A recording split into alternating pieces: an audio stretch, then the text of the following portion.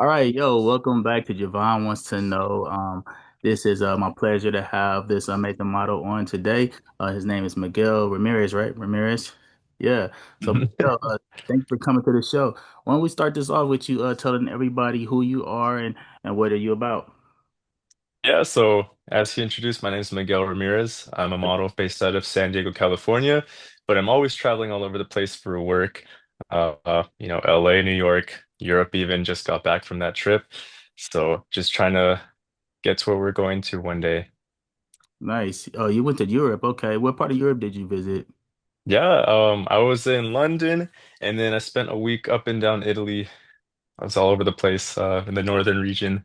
So it was a lot of fun. Was that for modeling reasons? It was a little bit of content creation for sure. And then I also was trying to do some runway shows there last minute, but I couldn't make it work, unfortunately. But, I'm looking forward to next year already. So bigger and better things coming. Oh, nice. Now you mentioned content creation. What type of hmm content are you creating? Well, that's something kind of new that I'm finally proud and excited to announce is that I'm tapping into a little bit my personal side and incorporating my fashion, travel, lifestyle, but also kind of want to incorporate my own humor with it and try and just inspire people and show that it's possible to do it. You just have to actually try. Yeah, nice, nice. Okay. Now you are a model. I don't know if I met you at a photo shoot. I mean, at a fashion show, probably because I do a lot of fashion shows. But Yeah. what made you decide to become a model? Like, when did you start? Like, what was the whole jump into the game? Yeah, I mean, I've told the story so many times. And it's a long one, kind of emotional, but the way I've trimmed it down is the fact that I had basically found out that what I was doing in life wasn't pleasing me anymore. I was doing it for the wrong reasons. So luckily the pandemic happened, came along, and I started taking some fashion classes, got a job at a fashion store. And then before you knew it, more people were kind of telling me like, hey, you should model, you should try modeling. And I was like, okay, whatever, they're just saying that. But then as I started taking these classes and I got more into knowledge of that subject, I was like, you know what, let me give this a shot. And before you know it, one of my fashion classes, we did our own little photo shoots and I was modeling and it just came very, very naturally, but it was also very fun and challenging at the same time. And I got a lot of good feedback from my peers and my teacher. And then by the time that semester ended, she was telling me like, yo, you got something special. Definitely consider this like for reals instead of just doing it in the class. And she sent me some resources to look into and I followed those leads and I never looked back. Here we are now 2 years later. So That's tight. So, basically, you just tried it out, and it became something that was natural for you. Everyone's like, "Yo, you should get it in." Was your hair always big and poofy like that? no, You know, not at all. sometimes those looks is what pull people too. Absolutely. Because I mean, so during the pandemic, that's when, barbershops were closed. So I had no choice but to grow out the hair. Right. And that's when I realized I still had my curls. Because as a baby, I had curly hair, but I never grew it out growing up. So I didn't even know I had this anymore. And so I had the hair, but I styled it differently back then, even. So I would keep it curly, long up top, but then short and like trimmed on the sides. But it wasn't until literally last year that I actually started growing out the mane and like we got the little flow going now, and Yeah. I'm really So loving that. you created pretty much like a look for yourself, like your own style, basically. Exactly. Because you really have to set yourself apart one way or another. And two, like I was very, very concerned with always trying to please people and fit into like all these boxes, whether it's different brands or photographers, because I was just so hungry and I wanted to like be everywhere all at once. But then I realized like number one, that's not possible. You're not always gonna please everybody. And even if you try, like it can just not happen. So then number two, I was like, I'm just gonna do what like actually makes me comfortable and not listen to like what people think they know is best for me. Like, no, just like do what you want to do and eventually like you'll find your people. So Yeah, that makes sense. All right, so I noticed that you were on Vogue. Tell me about how did that feel when it first happened, and like how did you get to that situation? man, I'll tell you what. So I was driving on my way to work, I believe, and the photographer I shot with, she had texted me talking about some, yo, like I hope you're seated because we got some big news. And I was like, what's this about? And then the next message tells me that we just landed in Vogue. And I had to pull my car over. I was geeking so excited. Yeah. I'm not even gonna lie, I started screaming. Yeah. I was like that hype. I was like, oh my gosh, like let's fucking go. And I just was in such disbelief, but at the same time, I knew that, you know what, this is, this was meant to be for sure. Because then to answer the next question, the fact that we had talked, me and her, about like doing this shoot together, and based on that, the vision I had in my mind, the level of effort and detail that I was putting into it, from styling, posing, I was like, the way that this is gonna come out with her photography skills and editing as well, is like, this is gonna be some Vogue material. Like, we definitely have to submit, and if they don't want to pick it up, I'm sure someone else will gladly pick that up. And so, we were both on board, obviously.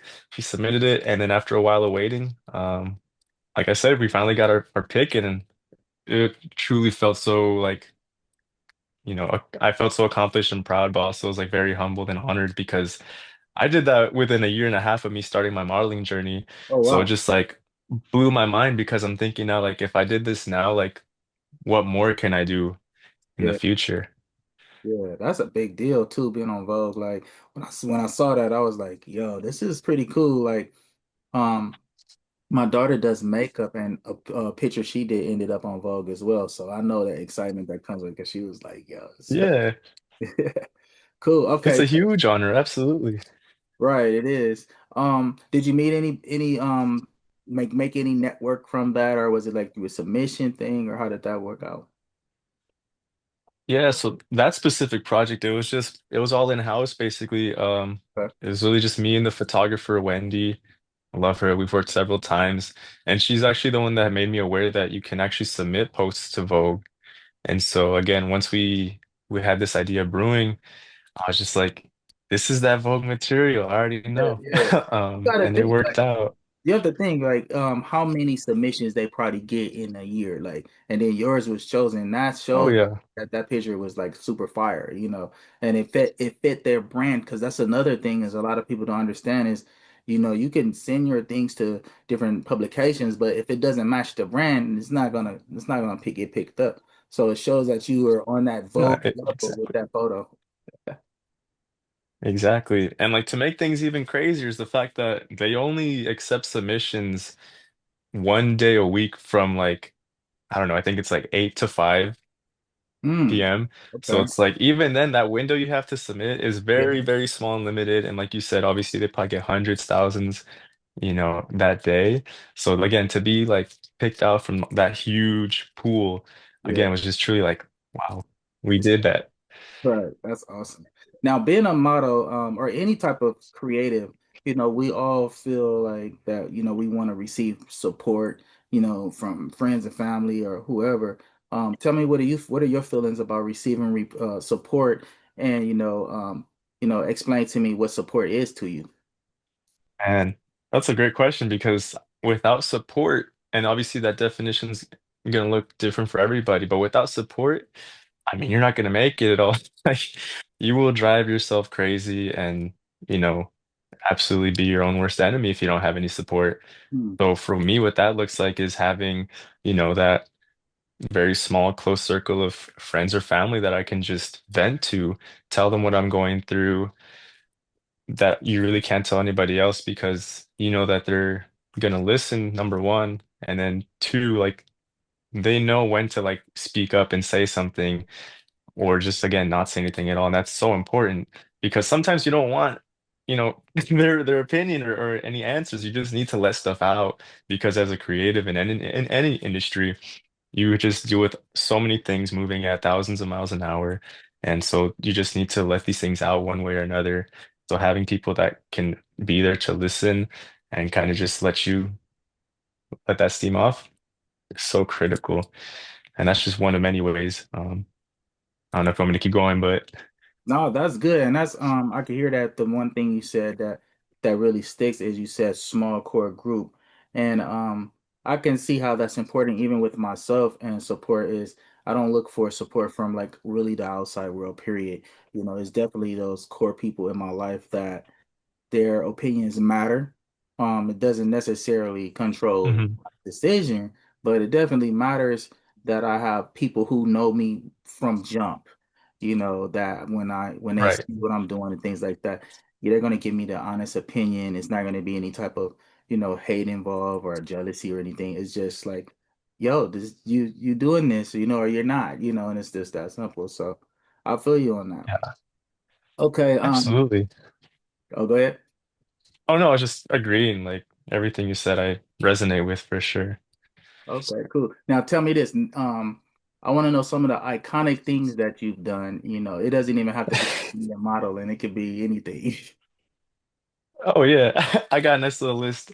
One of my things I love to say is that I do iconic things sometimes, and it's like a little play on words because it's humorous because oh, okay, like what was this guy talking about? Sure, he must be all talk, but then no, at the same time, there's some cool things. So obviously, like we know Vogue now. Um, Earlier we did this year we did a runway show for Von Dutch, and then also besides that, I got to try on some exclusive runway looks from Emporio Armani back in 2023, I believe. Not 23, it was 24, but looked straight from the runway. I got to model them for this store's event. And it's pretty cool just because like, that's stuff that you're not going to be able to get anywhere else except from like the top. But then outside of the modeling game, one of the things I love telling this story is the fact that I went to a Pitbull concert a couple years back here in San Diego. And this was before everyone started dressing up like him. A couple people were doing it, but not everybody like you see nowadays. So I went whole bald cap, suit and tie, shades. I was like front row. The show starts, and then I'm like, I'm vibing, I'm having a good time. And then he towards the end of the song he like literally like shouts me out like and I have it on video and that made my whole entire night there because I was like let's go, Yeah, we this how we started the show, man. I was geeking off of that. yeah, And it's just one of something silly, but it's just it's a cool story to be able to tell because not everyone can have an experience like that. So my yeah, life is just filled with moments like that, and I love that I can help share those memories with people.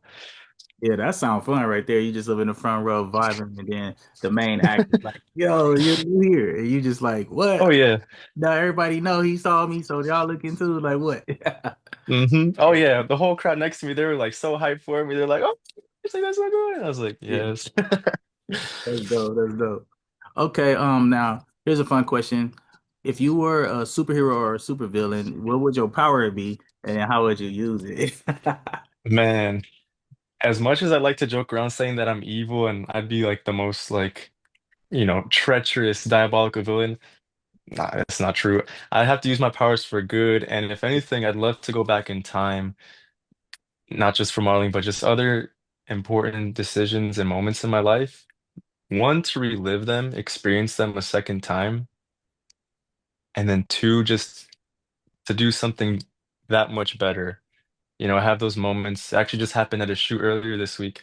I was leaving, or I was getting ready to leave, and as I was getting in the car, I realized, like, damn, like I should have done this too. You think of that one more thing that would have just put the cherry on top of that cake, or like having those like little what if moments. Like, Yeah, so if I could just go back in time to execute something absolutely flawless, and then also to like relive something that is just so like cherished in my heart, that'd be amazing. nice. And I get that, like, obviously, like, nothing's perfect, and that's kind of the beauty of like the creative journey. But, being able to fully put your stamp on and realize like that was perfect, it's special. Yeah, that's an interesting answer too, because one of my questions for you is if you did have a time machine and you can go back to your young self and it was like, you could prove to yourself that it's you, what would be some advice you give yourself that you know will affect you right now in a positive way? Think with something definitely with having to do with like identity and that imposter syndrome, because now I've been doing this 2.5 years, and I've finally kind of like been carving out my own lane, doing things because it's what I want to do, not what other people are telling me I should do and what's Yeah, best for me. So if yeah, I were to tell myself that, hey, like don't try and be like all these other people, truly just be yourself because there's only one of you. So be that original in this world because there's bunch of clones out there trying to be, you know, everyone else out there. So if you just be yourself and never lose like your path from that, you're gonna get far. Because people nowadays especially love that authenticity and can tell when you're trying to be someone you're not. And I feel like since they pick up on that and they see someone being genuine or something that they don't see, every other like post, it's a breath of fresh air and they're like, oh, we can connect to this person. And that's something that we actually want to keep on seeing because it's new. It's not something that's played out already. So definitely that. That's a pretty interesting answer too, because you mentioned the word impostership, and that's rare. Rare. I've heard it before, but it's rare I hear it. And just thinking about that in the industry, in this entertainment industry that we're all in, how often do you run into that, where you feel that vibe, you're like, you know, th- this person fake, like they're imposter. Well, it's so funny you say that because like when you look at other people, you don't get that impression. So I think it really just has to do a lot with ourselves being our own worst critic, right? Because we know what's up here, and people can only see one version of ourselves. So I really feel like, especially when I'm not really in my creative element, and let's say I'm at my job that I, work to pay the bills and stay alive, Right. when I'm not modeling, that's really when it hits because like here I am just like at the 9 to 5. And then in here, I know that dang, like I could be, all over the place, or I could be doing something more relevant to my future and my end goal. But it's like here, I'm stuck here. So then when I'm on social media and I'm like maybe posting about some stuff that I have coming up or just something I just did, it almost kind of doesn't feel real because here I am at my job, but I'm like like showcasing this like whole other life that I'm living. So Yeah. sometimes it's like, whoa, like that doesn't feel right. But it's just that duality we got going on. Yeah. And so when, especially too, when people are like, oh, well, you act this way at work, but then you're another person, like when you're, online and doing your modeling stuff, that's another part too, because it's like, I swear I'm not being fake, but obviously there's a time and place to be doing certain things and to be acting certain ways, right? Pretty Not much. in a bad way, of course, but it just shows too, like, it's hard to again not feel that you're putting on a front, but it's just like professionalism and realizing where you're at. Yeah, and that makes a lot of sense. Me, not only do I do this multimedia stuff, but I also teach it too. And I teach to high school students. I do college as well, but for the last few years, I've been focused on high school students. And it's very interesting switch of diaspora for me because as a teacher, I have to carry myself a certain way.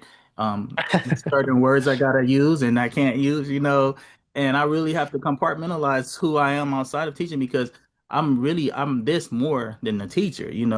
I do my Mhm. media stuff way more than the time that I spend teaching. And teaching to me is my side job, even though it pays me pretty well. It's something that, it's allowing me to give back, but it's not my focus of life. So therefore they get to learn from my experiences and my knowledge, but they're not learning from, who I really am outside of there. If they knew that, they're probably be like, yo, Mr. Oh, you crazy. That's actually funny you say that because number one, I didn't even know you taught, which just goes to show like, we got our own little secret lives we be living, or not so secret, but Yeah. we do other things in this life.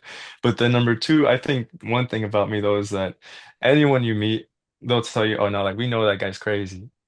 Like there's no way that you're in this field, whether it's like fashion, entertainment, music, like, all the above, and you don't have like something wrong with you up here. You know what I mean? Like to do this, like you're not normal, but Yeah. that's a good thing. Like I Dealing don't with want to be normal. right. That Yeah. creative side of us is definitely not that other side, that like you say, professional side. So it's good Yeah. that we can switch back and forth. That's called balance, to be honest. Hmm. Can't just be one and Definitely. thing all the time. All Yeah, right, because that's boring. let me ask you this. I want to know what does your playlist consist of? I'm a music person. I just want to see if there's something I haven't heard yet. No, I mean, sheesh. So I definitely on my constant like constantly listening to like Bad Bunny, The Weeknd, Drake, Raul Alejandro, for sure. But then a lot this year, based on like the hair journey I've been on, especially, I've been dipping into like the classic rock. I've always listened to it, but especially now more than ever. So I got the Led Zeppelin, Doors, Ramones. AC/DC, the core classics for Yeah, sure. yeah, But yeah. especially Led Zeppelin, The Doors, like those are my guys for sure. Yeah, those are some good And choices. then on the other side too, I feel like I got this like sometimes like because of the friends I hang out with, they be putting me on to like that dark like opium sound wave. You got like Cardi and then Ken Yeah. Carson, Lone, and, Okay. Osama Sun, like just to name a few. Like so, I be again all over the place, but it fits well because I feel like based on the different lives I live, you can say however creative I'm feeling, like these type of like genres can like apply and like inspire me more to create. So it's a cool little twist. Yeah, and that makes sense. Creatively, we have a pretty eclectic music playlist. We're pulling from all different types of energy sources that give us the motivation. So that makes a lot of sense. I'm going to look up some of them last names you said because I don't really know. I know the Cardi name, but the rest of them I don't know. Oh man, So I'll check them. prepare to dive into the wormhole, man. All right, It's different, but you'll like it, I'm sure. for sure. Okay. Now explain to me the pros and cons of dating. While being a model. Or if you're married, being married Oof. while being a model, because there's pros and cons to that too. No, so no ring on this finger.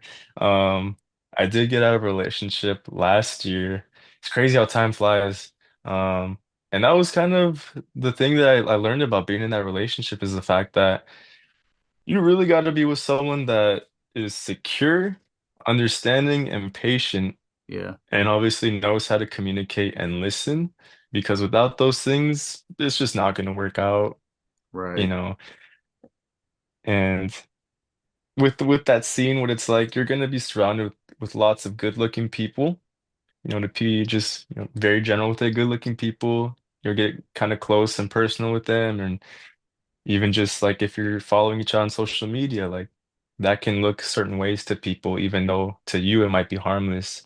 So again, it's all about being very open, honest, and being able to communicate with this person because things happen so fast, and they can just kind of come out of nowhere, and it totally like ruins the plans you had. But as long as you're able to like communicate, which is what I've learned since everything, it's like if you can communicate the changes that are happening as they happen instead of after the fact, you'll be all right.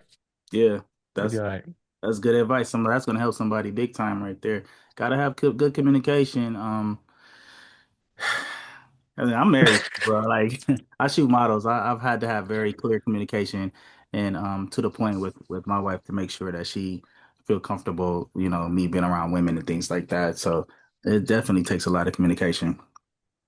Yeesh, I can't imagine. Yeah. Yeah, because I feel like it must be even harder for photographers because like you guys are like spending more time and getting like all the angles, and Whew. me as a model, like I just gotta like, do some poses and maybe we'll get a little close and something will happen, but nah, like that's a little different because then you're spending time editing and Yeah, all that bro. stuff. So I can imagine, and I'm gonna pray for you. No, I'm good, bro. I'm gonna tell you like that you mentioned that is hilarious because all right, so when I've been doing photography for since like I'm about to age myself, but since '94 I've been doing photography, so that's a long time, right? Like 30 years. Yeah. Professionally since like 2003, and I got to a point where I don't edit photos. Like Oh, it's really? it's been years since I edit, unless it's like some major situation with like a corporate client and they actually want me to edit some particular stuff. I really shoot for no edit. So one thing I started mastering was really focused on what I'm shooting or who I'm shooting and pay attention to details. So like I Mhm. catch if the earring is turned, necklace bent, like I catch everything first. Like I make sure there's as much caught before the shot so it won't have to be edited later. I don't care if it's a piece of paper on the ground or anything. And then the second thing I ended up doing was I stopped editing. I started sending people touch up artists or telling them like get this software and learn how to touch up because what was going on was not only from spending so much time editing, you're gonna like when I had the pictures of the women, I would like, sometimes you have to cut them out and stuff and go. So I would like you have to zoom in really close so you could get get it done right. Cause it's before this AI, now I could just drag a circle and it just remove the background. But before that, we had the pen tool all the way around, rotoscope, whatever you want to call it. Jeez. And so here you are, you close up between legs and they're going around breasts, and this was causing some problems for me. I'm just gonna be real. It I was can imagine. Yeah, it was like I was started feeling a little too into the model. And guess what? The model, once they take the picture, they forget you. Like they're gone. Like they ain't looking at you no more or nothing. So it's like a an even type of feeling there that I was getting. And I had to like really see that and check it. And I was like, okay, what can help me with this mini struggle right here? I don't even know if anyone ever even spoke on that. So what I did is like, I don't edit photos. I shoot it for a non-edit, and then they go edit. And I have a lot of models I shoot they edit so well now, so I'm happy that it's become something that's very popular to learn for the models because it saved me much time. Some people make their money off of edits only. I do photography, and when I do photography, I just like to book, book, book, book. I don't have time to edit after a booking. So I send them the stuff and say, do what you're gonna do with it. And if it's something major, let me approve it. That's how that works. For sure. Crazy. Dang. So you just shoot for the hole in one every time. I like that Every approach, you know? one, man. And I'm not like a shotgun shooter, automatic weapon shooter. I'm not like that's too much. I really going for Hmm. certain type of shots and angles. A lot of things that I picked up over time, rule of thirds and depth of field. I like that. I like certain type of angles, perspectives, Hmm. and even line horizons. And as a photographer, I see a lot of photography online, and they might have a whole 100,000 likes, and I'm looking at the picture and I'm like, wow, they're at the beach in the background. The beach is turned like this. And I'm like, yeah, this is a popular person. This is not really a seasoned photographer because that's the first thing it should do is rotate. So it's a lot of lessons that come with it. And once you know yourself and know who you are, you don't feel like any kind of anxiety over like a competitive. You have your own eye and your own way, and that's accepted by those who come across you, and you Hmm. you encourage others to get that themselves too. Yeah. For sure. All right, so we were kind of on dating now. Dating, what would be the one thing that there's a show called Pop the Balloonist and Find Love, and it's basically basically, like a bunch of people in there and they got balloons and the person come out and they say different things like, I want to marry someone and have kids. And if someone there got kids and they don't want kids, they'll pop the balloon. So they'll eliminate you or eliminate themselves. What would be the one thing that you think I'm gonna switch this around, you would pop the balloon on someone that you wanted to talk to? So is this person also a model or is it just like a rent, like Well, regular? there's someone that you're interested in. They could be a model or non-model, but someone you're interested in. What will be the reason that you just no longer interested right away? Just like, I gotta pop the balloon. Hey, oh man. Sure. Man, let's see. I mean, I think a big one is that like obviously if like they still talking to their ex or if they somehow can't Mhm. block, move on. And that's oof, it's like what's the reason? You know? Yeah, I mean, that's one, but I don't know. I think besides that though, just like if you're not gonna be, I guess like understanding that, oh, like, I gotta do my own thing and I won't always be able to be there for you and you can like understand that like it's yeah. not gonna work out. I don't know. Yo, that's good. The first one was a definite pop, pow, because I mean, yeah. if they're like that, and they're not understanding and stuff, then it's not gonna work out. So that's good. All right, last question. This is a little fun one. I want to know, have you ever crashed out? And if you have, why?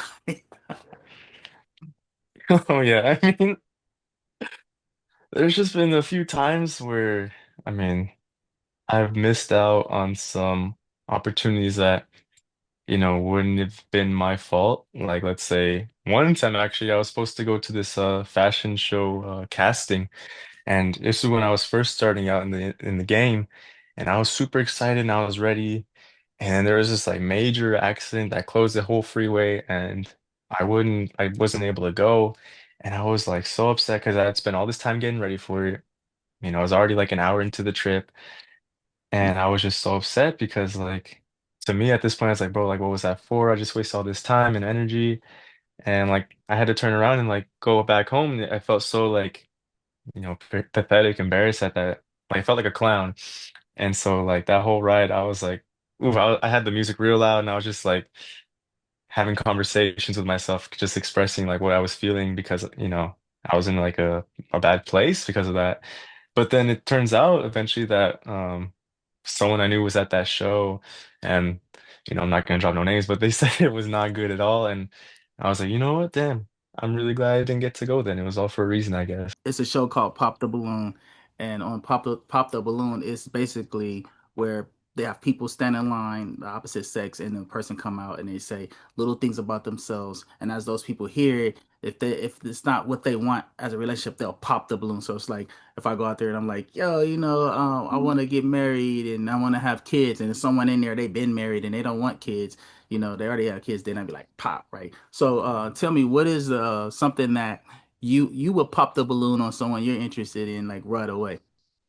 I mean, right away off the rip is like if I somehow find out like, oh, you're still talking with your ex or like you're friends with him, like like that key buddy buddy, like that's out the window. I'm not dealing with that. Number two, if I dress better than you, if I got more style, more finesse, like it's not happening. Like at least be on that same level or better than me. Like I don't mind having that ASAP Rocky, Rihanna type relationship where like sometimes he be doing better than her, but it's like if it's like a consistent thing and you just don't know what you're doing, like it's not gonna work. We're out, we're done. So He said the ace are right, dressing better than this girl. Yes, that's funny. I really pride myself. I like to dress my wife, so I'm like literally her stylist. When any most time when people see her in looking fire, I done bought that whole little look. And but me, I really thinking I dress bummy when I'm with her. I don't dress bummy, but I just like really, I dress to a point where I'm not the attention, she's the attention. mm, And that's valid. I feel you when you like ASAP Rocky, like kind of outdressing this girl. Like I don't know if he is, but I could tell his fashion is important to him, too. Yeah. Hmm. But that's a good reason to pop the balloon on someone if if they're if you feel that you outdressing them, I guess. All right, now another good question that's funny is have you ever crashed out? And if you did, tell me like the story behind why. Yeah. So I remember I was prepping for this one runway show casting, and I was like really excited, but it was like 3 hours away, so I was driving up, and then like an hour into it, I realized that there was like this huge accident that had closed the freeway, and I couldn't go to it anymore. And I was really looking forward to it, right? I spent all this time getting ready and preparing, and then it didn't happen, and I already wasn't having like the best day. And so then that just like was like the last straw. And so then I just had to get back on the road home, and that whole ride back was just, loud music and some expletives, let's just say that, just All because right. it's like, bro, like what's going on? Like I felt so just pathetic in that moment. I was like, this is some clown shit going on right now. Um, but then thankfully I found out that after the show happened, from a friend that went, he said that I didn't miss much, that it was actually kind of a disaster, and that made me feel a lot better. I'll just say that. Right, So. right. Now let me ask you, were you kind of late on your way there? No, not even. That's the crazy Oh, part. okay. Like, especially living in San Diego, like I gotta leave so early to make it to these things up in LA. And so that was like part of the reason why I was like upset, because like I was already leaving like so early in the day to get here on time, if not, 10, 15 minutes early. And all of a sudden I find out that everything I did is for nothing. Like, oh man. Like Mm. it Well, it sucked. well, it's a blessing that you weren't so early that you would have been crashing out from being in that crash. You know what I'm saying? True. I might not be here today, so Yeah. could So be a lot sometimes, worse. yeah, sometimes the delay is something good for us. We just don't realize it. So. Cool. All Hmm. right, man. Well, it's been great. A great interview. I got to know you. Definitely, I'll look forward to catching you. On the runway. Because I know Heck we yeah. do each other stuff like that. If there's anything that you want to say to people, tell them how they can get in contact with you, your social medias, and if you want to do a shout out to someone special, go ahead. The floor is yours. So definitely, yeah. You can reach me and see all my content on Instagram at Miguelicious. Working on getting the TikTok up and running soon. But it'd be the same handle as well, Miguelicious. And then special shout out to my professors, Lisa, Lindsay, photographer Wendy, my hairstylist Diego, Carlos.